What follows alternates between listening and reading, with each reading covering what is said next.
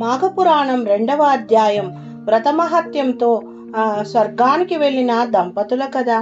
పరమ పవిత్రమైన మాఘమాసంలో స్నానము, దానము, జపాలతో పాటు మాస పురాణము శ్రవణమునకు కూడా విశిష్టమైనది.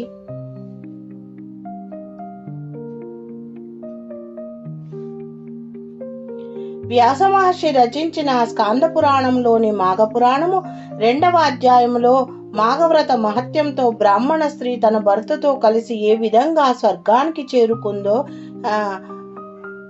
కథ తెలుసుకుందాం. శివపార్వతుల సంవాదం.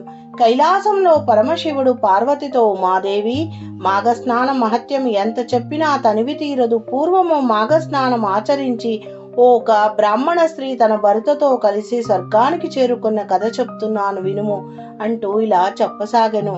బ్రాహ్మణ స్త్రీ వృత్తాంతము. పూర్వము శౌర రాష్ట్ర ప్రాంతమందు బృందారకమనే గ్రామములో సుదేవుడను బ్రాహ్మడుండేవాడు. వేదాంగములను చదివిన సుదేవుడు ఒక ఆశ్రమాన్ని నిర్మించుకుని సమస్త వేదసారాలను గ్రహించిన అనేక మంది శిష్యులతో కలిసి సదాచారవంతుడై జీవిస్తూ ఉండేవాడు.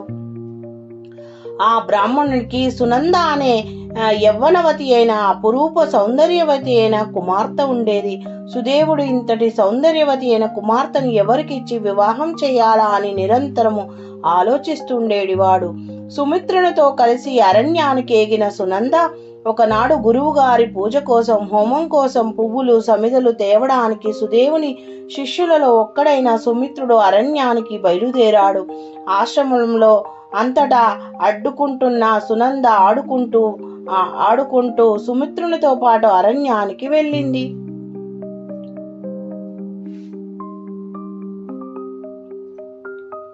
అరణ్యంలో చాలా దూరం వెళ్ళాక కావలసినవి సేకరించిన తర్వాత అలసిపోయిన సుమిత్రుడు ఓ ప్రదేశంలో సేద తీరాడు. ముగ్ధ మనోహర ప్రదేశం. సుమిత్రునితో కలిసి వెళ్లిన సునంద ఆ ప్రాంత సౌందర్యానికి ముగ్ధురాలైంది. ఆ ప్రాంతమంతా విరబూసిన చెట్లతో, స్వచ్ఛమైన నీటితో నిండిన సరస్సులతో, తామర పువ్వులతో నిండిన కొలనలతో చూడచక్కగా ఉంది. వసంత శోభను తెలియజేసే పక్షుల కిలకిల రావాలతో ఆ ప్రాంతమంతా సందడిగా ఉంది. ఎన్నడూ చూడని ఆ ప్రకృతి సౌందర్యాన్ని చూసిన సునంద మనసు ఒక్కసారిగా చెదరింది. యుక్త వయసులో ఉన్న ఆమె కామవికారానికి లోనైంది. సుమిత్రుని ప్రేరేపించిన సునంద. పూర్వజన్మ పాపము ప్రకృతి ప్రేరణతో తెలియదు కాని సునంద సుమిత్రునితో అనరాని మాటలంది. తనతో కలిసి సంగమించమని కోరింది. కాని సుమిత్రుడు అందుకు ఒప్పుకోలేదు. గురు కుమార్తె చెల్లెలతో సమానమని ఆమె చెప్పినట్లు చేస్తే సూర్యచంద్రులు ఉన్నంత వరకు కర్మఫలం అనుభవించవలసి వస్తుందని నచ్చ చెప్పాడు. గురువుగారు ఎదురు చూస్తుంటారు, త్వరగా ఫలపుష్పాలు, సమిదలు తీసుకుని ఇంటికి వెళ్తామని. సుమిత్రుడు ఎంత చెప్పినా సునంద వినిపించుకోలేదు. సుమిత్రునితో సునంద, సుమిత్ర, అయాచితంగా వచ్చే డబ్బును, విద్యను, బంగారాన్ని, అమృతం కోరి వచ్చిన కన్యను కాదనడం మూర్ఖత్వం. నేను చెప్పినట్లు వినకపోతే ఈ అరణ్యంలోనే ఆత్మహత్య చేసుకుంటాను. నేను లేకుండా నీ ఒంటరిగా ఆశ్రమానికి తిరిగి వెళ్తే నా తండ్రి శపిస్తాడు. కాబట్టి మనం కాసేపు సరస సల్లాపాలతో ఆనందంగా గడిపి తర్వాత ఆశ్రమానికి వెళ్దామని ప్రలోభపెట్టింది. సునందకు లొంగిపోయిన సుమిత్రుడు. గత్యంతరం లేని విషమ పరిస్థితిలో సుమిత్రుడు ఆమెతో కలిసి ఆ వనములో భోగాలు అనుభవించాడు. అనంతరం ఫలపుష్పాలు, సమిదలు తీసుకొని ఆశ్రమానికి తిరిగి వెళ్లారు. సునంద వివాహము వైదవ్యం. తర్వాత కొంతకాలానికి సునంద తండ్రి సుదేవుడు ఆమెను ఒక కాశ్మీరు బ్రాహ్మణకిచ్చి వివాహం జరిపించాడు. వివాహం జరిగిన కొంతకాలానికే కర్మవశాత్తు సునంద భర్త మరణించాడు. వైదవ్యంతో పుట్టింటికి తిరిగి వచ్చిన సునందను చూసి సుదేవుడు మిక్కిలి దుఃఖించాడు. తన కుమార్తెకి ఇంతటి దుఃఖం కలగడానికి కారణమేమై ఉంటుందని ఆలోచిస్తూ రోజులు గడపసాగాడు. సుదేవుని ఆశ్రమానికి మహర్షి రాక. ఒకరోజు గొప్ప వ్రతనిష్ట కలవాడు, సమస్త ప్రాణులందు దయగలవాడైన దృఢ వ్రతుడు అనే మునీశ్వరుడు సుదేవుని ఆశ్రమానికి వచ్చాడు. కుమార్తె వైధవ్యంతో దుఃఖంతో ఉన్న సుదేవుని చూచి మునీశ్వరుడు అతని దుఃఖానికి కారణం అడగగా సుదేవుడు మునీశ్వరునితో, మహర్షి, నీ రాకతో నా ఆశ్రమం పావనమైంది. నా కుమార్తె చిన్న వయసులోనే వైధవ్యాన్ని అనుభవిస్తున్న ఆ దుఃఖానికి గల కారణమేమిటో, ఈమెకి స్థితి కలగడానికి పూర్వజన్మంలో ఏ పాపం చేసిందో ఏదైనా పరిహారం ఉందా అని అడిగాడు. దివ్య దృష్టితో విషయాన్ని గ్రహించిన మహర్షి అప్పుడు తన దివ్య దృష్టితో జరిగిందంతా తెలుసుకుని సుదేవునితో ఇలా అన్నాడు: ఓ మునీశ్వర, నీ కుమార్తె గత జన్మలో క్షత్రియ కన్య విదర్భ దేశాధిపతిని వివాహం చేసుకుంది. కానీ ఆమె దుష్టబుద్ధితో జరాసక్తితో జారుల మాటలకు ప్రలోభపడి తన భర్త నిద్రిస్తున్న సమయంలో కత్తితో సంహరించింది. అటు తర్వాత అదే కత్తితో పొడుచుకొని తాను కూడా మరణించింది.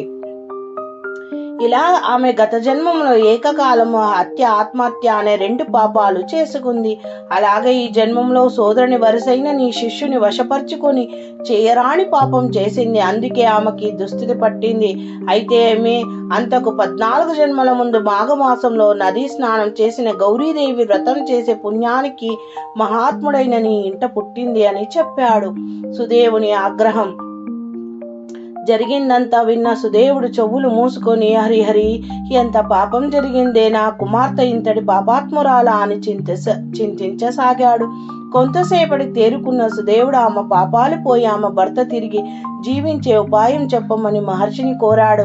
మాఘమాస వ్రత మహత్యాన్ని చెప్పిన మహర్షి సుదేవుని మాటలకు మహర్షి, ఓ మునీశ్వర, మాఘమాసంలో సూర్యుడు మకర రాశిలో ఉండగా సూర్యోదయ కాలంలో ఆమె చేత నదీ స్నానం చేయించుము. తర్వాత ఆ నదీ తీరంలోనే ఆమె చేత ఇసుకతో గౌరీదేవి ప్రతిమను చేయించి సువాసనలతో కలిపి ధూపదీప నైవేద్యాలతో గౌరీదేవిని పూజించాలి. ఈ విధంగా మాఘమాసం మొత్తం నీ కుమార్తె మాఘవ్రతాన్ని ఆచరిస్తే ఆమె గత జన్మ పాపాలు పోయి ఆమె భర్త కూడా తిరిగి జీవిస్తాడు. అలాగే మాఘశుద్ధ తదియ రోజు రెండు కొత్త చాటలు తెచ్చి అందులో చీర, రవిక, పసుపు, కుంకుమ, పళ్ళు, సువాసని అలంకరణ ద్రవ్యాలుంచి ఒక ముత్తైదువును పూజించి ఆమెకి 7 సార్లు ప్రదక్షిణ చేసి ఆ మూసి వాయనాన్ని ఆమెకు సమర్పించి తర్వాత ఆమెకు షోడశోపవేతమైన భోజనం పెట్టి సంతృప్తిపరిస్తే ఈ జన్మలో ఆమె నీ శిష్యునితో కలిసి చేసిన పాపం పోతుందని చెప్తాడు. ఇక మాఘవ్రతంతో మోక్షం పొందింది. సుదేవుడు మునీశ్వరుడు చెప్పినట్లుగా తన కుమార్తె చేత మాఘవ్రతాన్ని, చాటల నోము వ్రతాన్ని భక్తి శ్రద్ధలో చేయిస్తాడు. మహిమాన్వితమైన మాఘవ్రత మహత్యంతో ఆమె పూర్వజన్మ ప్రస్తుత జన్మ పాపాలు నశించాయి. ఆమె భర్త కూడా తిరిగి జీవించాడు. ఈ లోకంలో అనేక భోగాలు అనుభవించి ఆమె మరణాంతరం భర్తతో కలిసి మోక్షాన్ని పొందింది. అనంతరం సుదేవుడు కూడా మాఘ స్నానం చేసి ముక్తిని పొందాడు. ఈ కథను చెప్తూ పరమశివుడు పార్వతితో, పార్వతి, ఎవరైతే మాఘమాసంలో నది స్నానం చేసి మాఘవ్రతాన్ని ఆచరిస్తావారు సమస్త పాపాలు పోయి మోక్షాన్ని పొందుతారని చెప్పాడు.